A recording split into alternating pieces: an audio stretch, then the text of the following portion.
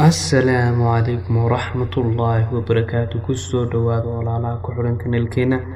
waxa aan isku day doonaa inaan ka faalloodo uurjiifka anigoo barbar dhigi doona quraanka kariimka tan iyo markii eeba tiirarka u taagay koonka nolosha aadamiga ay ka bilaamatay dunida korkeeda dadku waxa uu isku hawlay fahanka iyo wax ka ogaanshaha dabeecadaha abuurka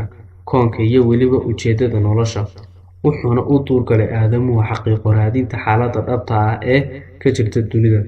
waxayna arintani iba furtay ilbaxnimooyin hor leh oo ay ku tanaadeen aadamuhu taasi oo u saamaxday in aadamuhu ogaado qarniba qarniga xiga wuxuusan hore u ogeyn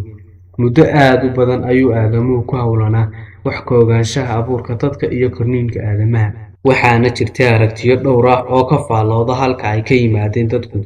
dhammaan aragtiyahani waxay ahaayeen kuwo lagu muransan yahay oo badankoodu ka fog xaqiiqada abuurka dadka bartamihii qarnigii 20aad kadib markii la helay weynaysada casriga ah ayuu aadamuhu xog sugan oo xaqiiqo ah ka helay uurjiifka iyo sida uu ku abuurmo tan iyo wixii ka horeeyay qarnigii 20aad xog sugan oo cad kama uusan hayn aadamuhu uurjiifka iyo marxaladaha korniinkiisa muddo aad u badan ayay culimada barashada uurjiifku iyo sayniskuba ku muransanaayeen abuurka dadka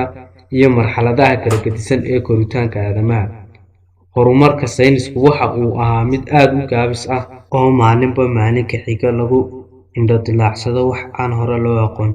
jaahilnimada iyo aqoon yarida aadamuhu kaga sugnaa abuurka dadka iyo marxaladaha kala gedisan ee korriinka aadamuhu waxay ahayd mid qarniba qarniga xiga soo yaraata oo wax laga ogaado dabayaaqadii qarnigii 17aad Squameden oo u dhashay waddanka Holland ayaa la yimid aragti ay ku raaceen saynisyahano badan oo ka mid yihiin Haller iyo Spallanzani iyo Malpighi aragtidan oo qeexaysay in ugxanta dhadigu ka kooban tahay uurjiifka oo cad iyo xinjir iyo jidjiidanaysa taasi oo nafaqo ay ku karto ka hesha dareeraha manida ninka saynisyahanada aaminsanaa aragtidan ah in uurjiifku dhammaystiran uu ka guda jiro ugxanta waxaa loo yaqaanay ovistics sidoo kale waxaa jiray culimo kale oo iyana qabay aragti kale taasi oo qeexaysay in madaxa unug xaweedka manida ragga uu ka guda jiro uurjiifku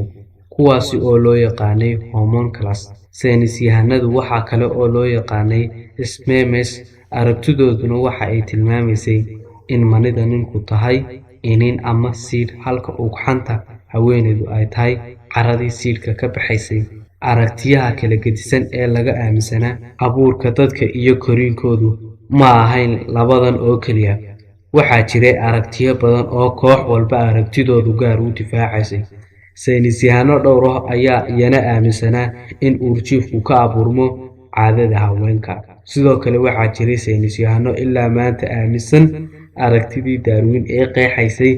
in aadamuhu ka yimid daanyeerka aragtidan oo muddo aad u badan haysatay adduunka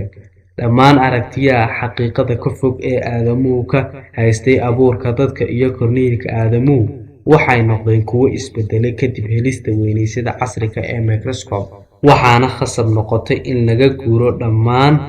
dabayaaqadii qarnigii 19aad ayaa si cad loogu guuleystay in xog sugan oo xaqiiqo ah laga helo abuurka dadka iyo korniinka uurjiifku culimada barashada uurjiifku waxay xaqiijiyeen in abuurka aadamuhu ka bilaabo isku tagga